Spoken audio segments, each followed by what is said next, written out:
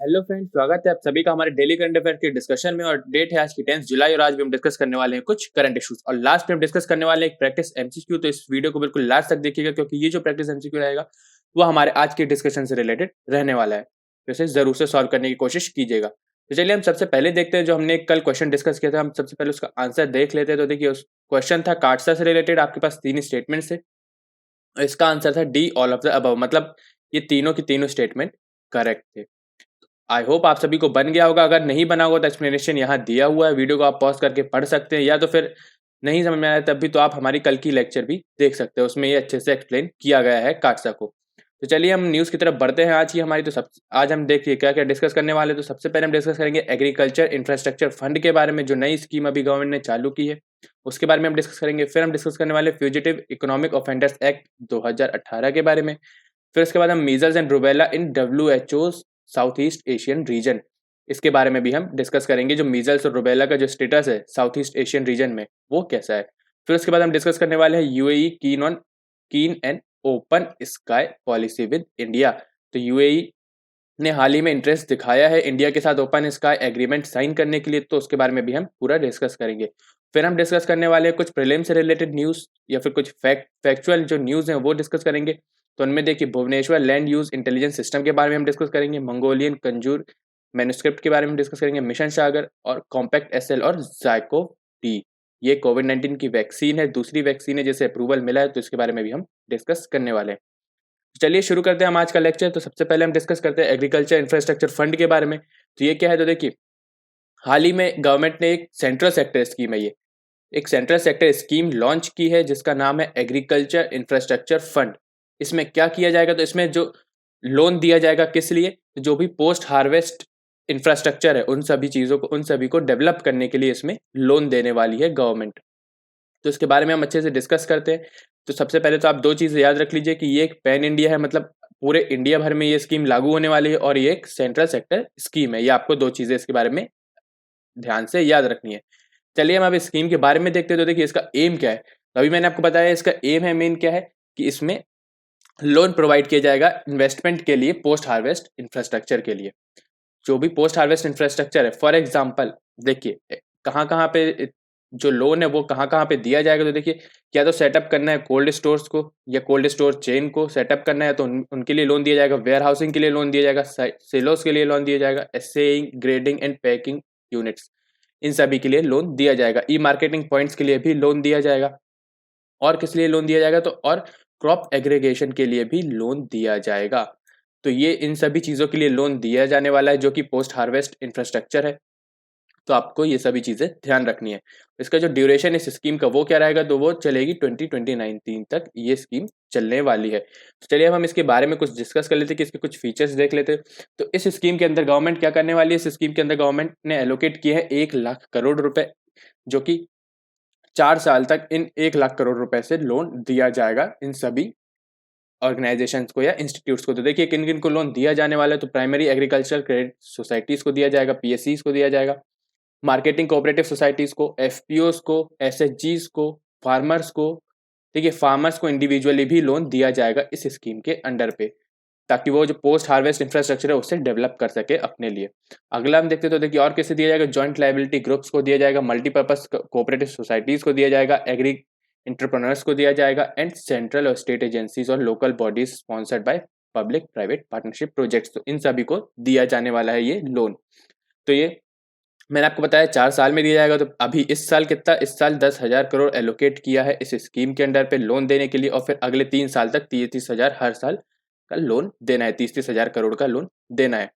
इसका जो moratorium period है गवर्नमेंट ने क्या रखा है, तो मोरेटोरियम पीरियड है 6 महीने से 2 साल तक का आप मोरेटोरियम पीरियड है इसमें। मतलब कि जो लोन लेगा, जो भी ऑर्गेनाइजेशन या इंडिविजुअल लोन लेगा इस स्कीम के अंडर पे, तो उन्हें मोरेटोरियम पीरियड दिया जाएगा। मोरेटोरियम पीरियड ये होता है कि ये एक ऐसा पीरियड होता है कि जब आपको लोन चुकाना होता है तो उसमें आपको छूट मिल जाती है। तो इसमें 6 महीने से 2 साल तक की छूट मिल सकती है लोन में।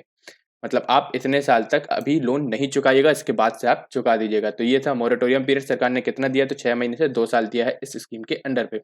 और क्या चीजें दी है इस स्कीम के अंडर पे, देखिए लोन तो प्रोवाइड करवा दिया, अब इसमें इंटरेस्ट सबवेंशन भी दिया है। मतलब 3% का जो है इंटरेस्ट सबवेंशन मिल रहा है जो भी इस स्कीम के अंडर पे लोन लेगा पर ईयर, यानी पर एनम। और अप टू 2 करोड़ तक के लोन के लिए ये इंटरेस्ट सबवेंशन मिलने वाला है। और कब तक मिलेगा, तो ये मैक्सिमम 7 साल तक मिलेगा, या 7 ईयर्स तक ये मिलने वाला है इंटरेस्ट सबवेंशन। अगला हम देखते हैं, तो अगला क्या है इसमें, देखिए अब इसमें क्रेडिट गारंटी का भी कवरेज है, मतलब नो कोलेटरल फ्री लोन भी दिया जाएगा इस स्कीम के अंडर पे। जो भी एलिजिबल है, जो क्रेडिट गारंटी स्कीम आई थी, देखिए आप स्कीम का नाम है credit guarantee fund trust for micro and small enterprise scheme. इनके जो एलिजिबल बोरोवर्स हैं उन सभी को क्या है, क्रेडिट गारंटी मिलेगी, मतलब कोलेटरल फ्री लोन दिया जाएगा अप टू 2 करोड़ रुपीस। और एफपीओस को भी ये लोन दिया जाने वाला है कोलेटरल फ्री। तो आपको ये चीजें ध्यान रखनी है। तो ये था इस स्कीम के बारे में, एग्रीकल्चर इंफ्रास्ट्रक्चर फंड के बारे में। चलिए हम अगली न्यूज़ के बारे में देखते हैं। तो देखिए अगली न्यूज़ है हमारे पास फ्यूजिटिव इकोनॉमिक ऑफेंडर्स एक्ट के बारे में। तो ये क्यों न्यूज़ में रहा है, तो देखिए हाल ही में जो गवर्नमेंट है उन्होंने सीज किया है या कॉन्फिस्केट किया है 329.66 करोड़ का जो एसेट है नीरव मोदी का, जो कि एक फ्यूजिटिव ऑफेंडर है, फ्यूजिटिव इकोनॉमिक ऑफेंडर है under fugitive economic offenders act 2018। इसके अंडर पे क्या है, ये फ्यूजिटिव इकोनॉमिक ऑफेंडर है और इसी के ही एसेट को जब्त किया गया है। 329.66 करोड़ का अभी हाल ही में एसेट जब्त किया गया है। और इसे जब्त करने में कौन कौन से सेक्शन लगाए गए वो तो हम देखते हैं कि सेक्शन 12 क्लॉज 2 लगाया गया है और सेक्शन 8 लगाया गया और क्लॉज 8 लगाया गया है इस एक्ट का, इसको जब्त करने के लिए। तो इसके बारे में भी हम डिटेल में डिस्कस कर लेते हैं। तो देखिए सबसे पहले हम देखते हैं फ्यूजिटिव ऑफेंडर्स होते कौन है। तो फ्यूजिटिव ऑफेंडर ऐसे पर्सन होते हैं जिनके खिलाफ अरेस्ट वारंट जारी किया गया हो, और क्यों जारी किया गया, क्योंकि उन्होंने ऑफेंस कमिट किया है इस एक्ट में, जो भी लिस्टेड ऑफेंसेस है उनमें से कोई एक। और जो ऑफेंस किया है उसकी कम से कम वैल्यू कितनी होनी चाहिए, वो 100 करोड़ तक का ऑफेंस होना चाहिए कम से कम। तो ऑफेंसेस हम देख लेते हैं कुछ कुछ कि क्या क्या थे। देखिए या तो चेक डिसऑनर हुआ हो, या तो मनी लॉन्ड्रिंग में हो, या तो फिर काउंटर फीटिंग गवर्नमेंट स्टैम्प्स और करेंसी, मतलब इनका गलत यूज करना, या फिर का डुप्लीकेट बनाना करेंसी या फिर स्टैम्प्स का नकली चीजें बनाना। तो ये भी एक ऑफेंस है इसी एक्ट के अंडर पे। और अगला जो है ऑफेंस वो है ट्रांजैक्शन डिफ्रॉडिंग क्रेडिटर्स। तो क्रेडिटर्स हैं जो उनको फ्रॉड करना, तो ये क्या है, ये सभी ऑफेंसेस है। और अगर इनकी वैल्यू 100 करोड़ से ऊपर होती है तो वो क्या कहलाएगा, जो जिनके खिलाफ ये अरेस्ट वारंट जारी किया गया है तो वो कहलाएगा फ्यूजिटिव इकोनॉमिक ऑफेंडर कहलाने वाला है।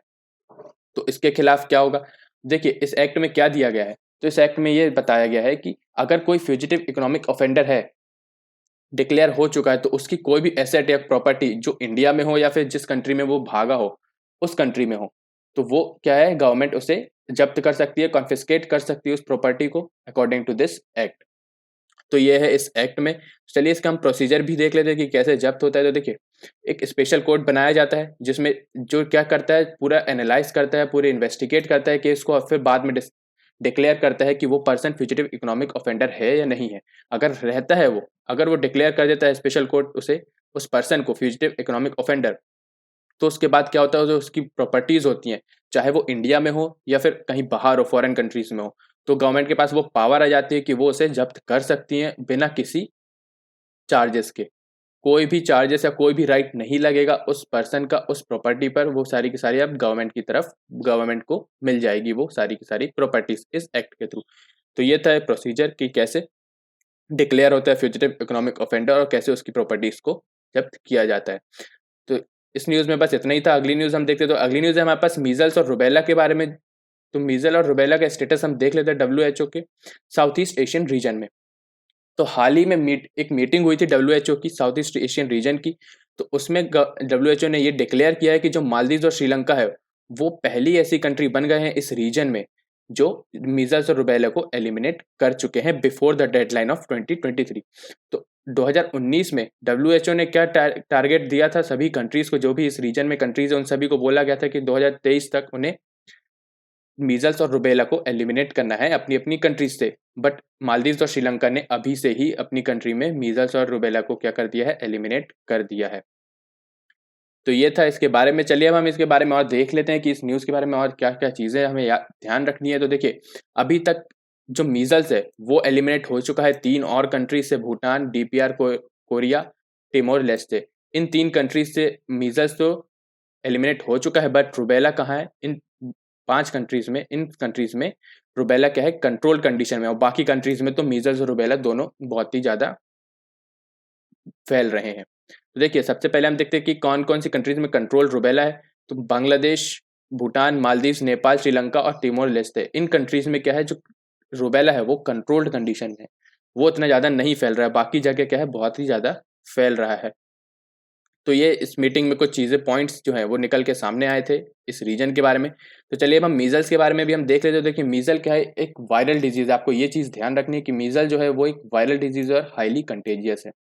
और ये ज़्यादातर किसे अफेक्ट करता है, तो ये यंग चिल्ड्रंस को अफेक्ट करता है जिनकी एज लगभग 9 महीने से 15 साल तक की होती है। तो उन्हें ये अफेक्ट करता है और ये बहुत ही ज़्यादा डेंजरस होता है। किन चिल्ड्रंस को ये ज़्यादा डेंजरस होता है, के लिए ज़्यादा डेंजरस होता है, तो वो होता है मालनरिश्ड चिल्ड्रन या फिर जिनकी इम्यूनिटी बहुत कम है, ऐसे बच्चों के लिए ये बहुत ज़्यादा डेंजरस है मीजल्स।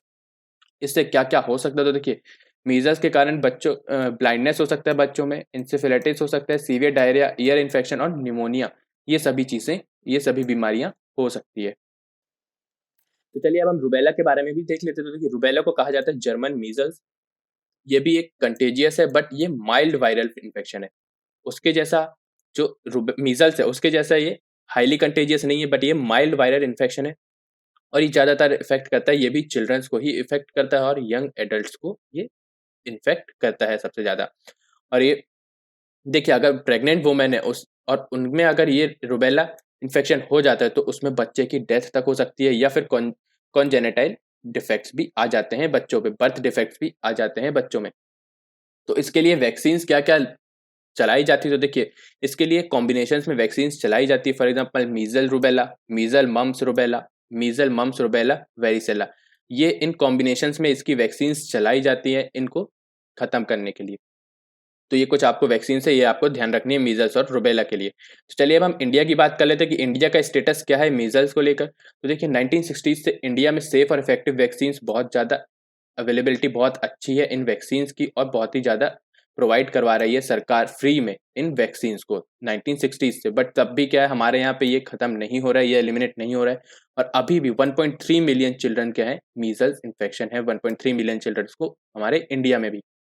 और लगभग 49,000 डेथ्स होती है इस मीजल या रुबेला के जो इन्फेक्शन है उसके कारण हर साल इंडिया में, जो कि 36% है वर्ल्ड का। तो वर्ल्ड के 36% जो डेथ्स हो रही है मीजल्स के कारण बच्चों में, तो उनमें से 36% इंडिया में हो रही है। तो ये बहुत ही बड़ा नंबर है और इसको इंडिया को कर्ब करना बहुत ज़्यादा ज़रूरी है। इसके लिए गवर्नमेंट ने बहुत सारे इनिशिएटिव्स भी चलाए हैं। तो चलिए हम देख लेते हैं इनिशिएटिव्स के बारे में। तो देखिए 2017 में ministry of health and family welfare ने एक एमआर यानी कि मीजल रुबेला वैक्सीनेशन प्रोग्राम लॉन्च किया था, जिसमें गवर्नमेंट ने टारगेट किया था कि वो 41 करोड़ चिल्ड्रंस को पूरे कंट्री भर में वैक्सीन प्रोवाइड करवाएगी फ्री ऑफ कॉस्ट, जिनकी एज ग्रुप रहेगा 9 मंथ से 15 ईयर्स। तो इन सभी को free of cost vaccine provide की जाएगी। और क्या क्या, तो इस वैक्सीनेशन प्रोग्राम में यही चीज़ें थी। आपको 3 चीज़ें ध्यान रखनी है। सबसे पहले तो टारगेट कितना था, तो 41 करोड़ चिल्ड्रन का टारगेट था। और किन एज ग्रुप को देने वाले थे वैक्सीन, तो 9 मंथ से 15 ईयर के बीच में जो भी चिल्ड्रन है उन सभी को ये वैक्सीन मिलेगी। और ये vaccine free of cost provide करवाई जाएगी हर किसी को। तो आपको ये 3 चीज़ें इस वैक्सीनेशन प्रोग्राम के बारे में ध्यान रखना है। और क्या क्या प्रोग्राम्स चलाया, तो जैसे कि यूनिवर्सल इम्यूनाइजेशन प्रोग्राम, मिशन इंद्रधनुष या फिर इंटेंसिफाइड मिशन इंद्रधनुष, तो इनमें भी वैक्सीन क्या है प्रोवाइड करवाई जाएंगी बच्चों को इन इनिशिएटिव्स के थ्रू या इन प्रोग्राम्स के थ्रू। तो ये कुछ गवर्नमेंट के इनिशिएटिव्स थे जो वैक्सीन प्रोवाइड करवा रहे थे मीजल्स और रुबेला के लिए। तो हमने ये सभी चीज़ें देख ली है। तो इस न्यूज़ में बस इतना ही था। अगली न्यूज़ की तरफ हम देखते हैं। तो अगली न्यूज़ है हमारे पास UAE keen on open sky policy with India. तो न्यूज़ ऐसी है कि देखिए हाल ही में यूएई जो है यूनाइटेड अरब एमिरेट्स है, उन्होंने इंटरेस्ट दिखाया है इंडिया के साथ ओपन स्काई एग्रीमेंट साइन करने का। तो इंडिया तो साइन कर लेगा, बट दिक्कत कहाँ आ रही है, दिक्कत आ रही है सिर्फ 2 फ्रीडम्स में। अब देखिए ओपन स्काई एग्रीमेंट के अंदर फ्रीडम ऑफ एयर होती है, जिनमें क्या है जो एयरलाइंस हैं, एयरलाइन कंपनीज उनको फ्रीडम दी जाती है। जिन भी कंट्रीज के बीच में ओपन स्काई एग्रीमेंट साइन होता है तो उन कंट्रीज की जो एयरलाइंस है उनको फ्रीडम दी जाती है एक दूसरे के कंट्रीज में आसानी से ट्रेवल करने के लिए और बिना हैसल फ्री ट्रेवलिंग के लिए, और पैसेंजर्स को भी एक कंट्री से दूसरे कंट्री ले जाने के लिए। तो उनमें से जो 5th और 6th फ्रीडम है उसमें थोड़ी दिक्कत जा रही है इन 2 कंट्रीज के बीच में, उसके बारे में भी हम डिस्कस करेंगे।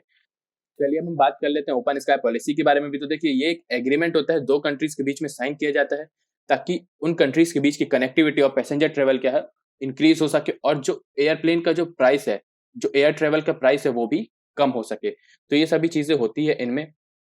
तो देखिए according to national civil aviation policy 2016, तो इसमें क्या गवर्नमेंट अलाउ करती है लिया है उसको ओपन स्काई एग्रीमेंट साइन करने के लिए किन किन कंट्रीज से। तो देखिए सार्क नेशन से, और जो भी कंट्रीज 5000 किलोमीटर की रेडियस से आगे है तो उन सभी से ओपन स्काई पॉलिसी लेने के लिए ये अलाउ करता है नेशनल सिविल एविएशन पॉलिसी 2016। तो अभी तक हमारे इंडिया ने किस किस के साथ ओपन स्काई एग्रीमेंट साइन किया हुआ है। तो देखिए ग्रीस, जमाइका, गुयाना, चेक रिपब्लिक, फिनलैंड, स्पेन और श्रीलंका, इनसे अभी हमने ओपन स्काई एग्रीमेंट साइन करके रखा हुआ है, और अब यूएई की तरफ भी हम देख रहे हैं ये साइन करने के लिए।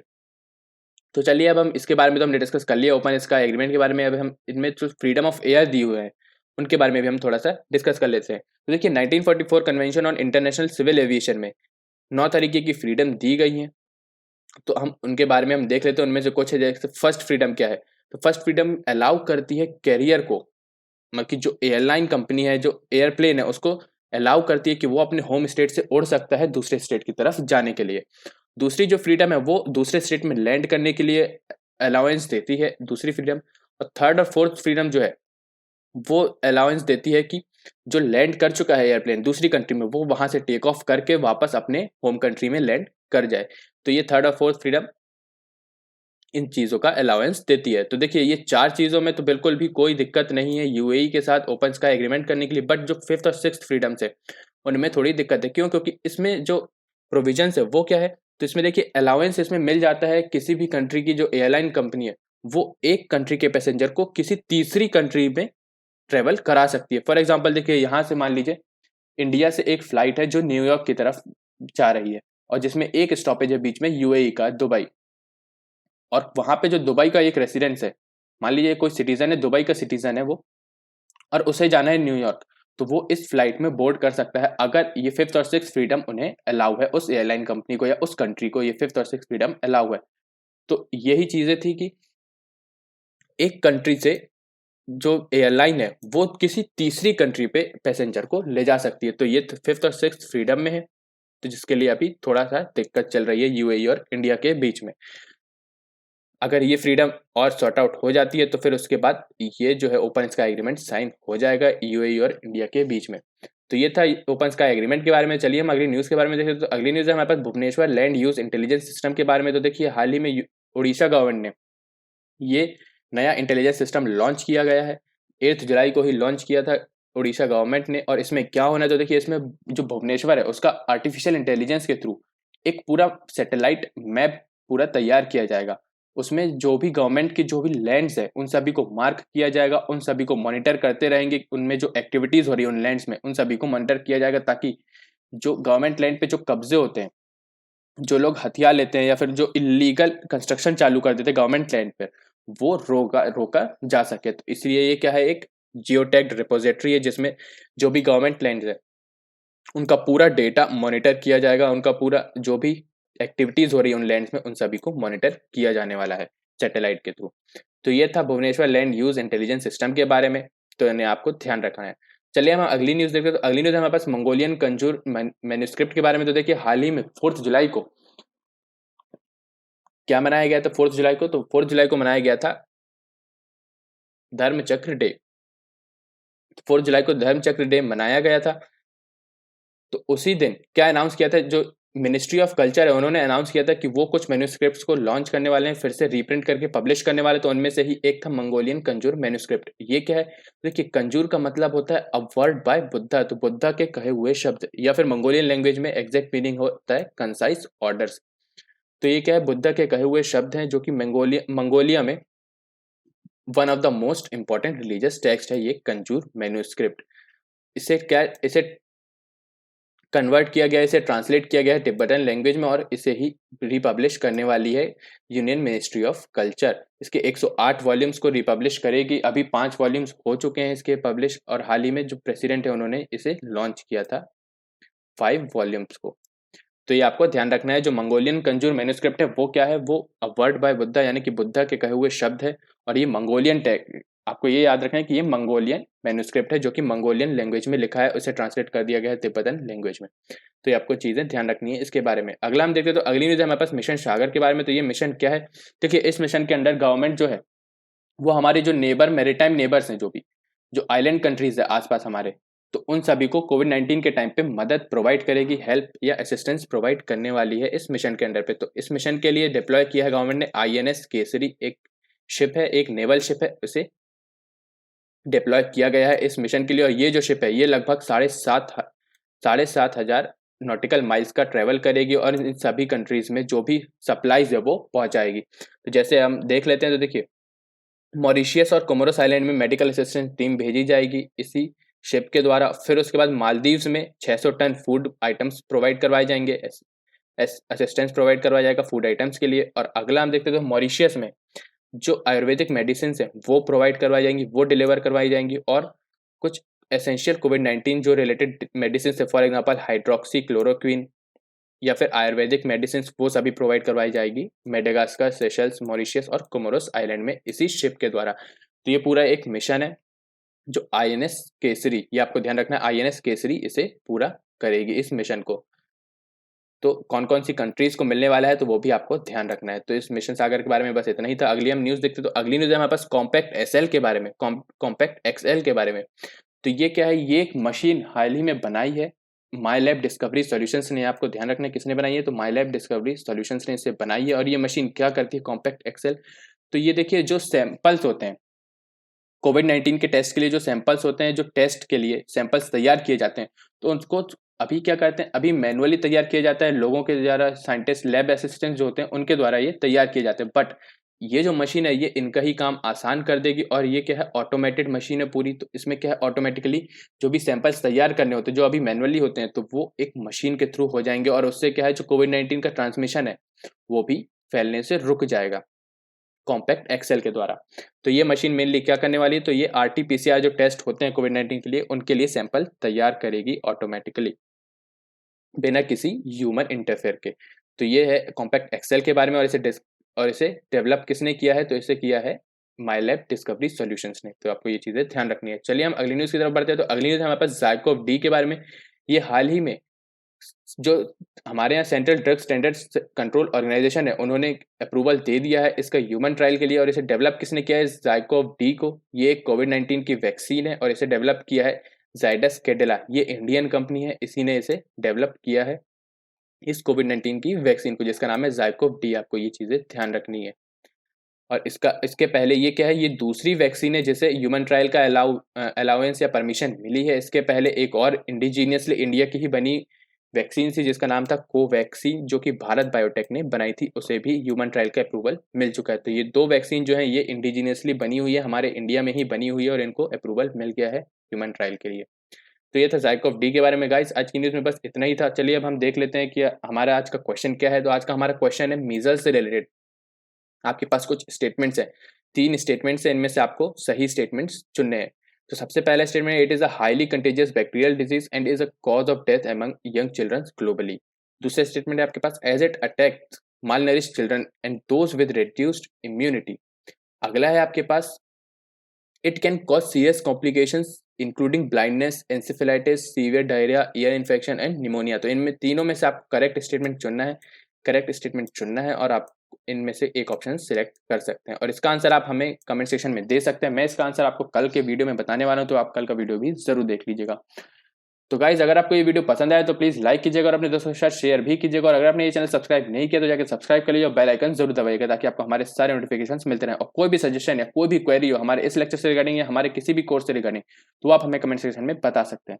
और इस लेक्चर की पीडीएफ भी आपको हमारे टेलीग्राम चैनल जीएस पे मिल जाएगी, आप उसे जाकर ज्वाइन कर सकते हैं। Thank you guys, thank you very much.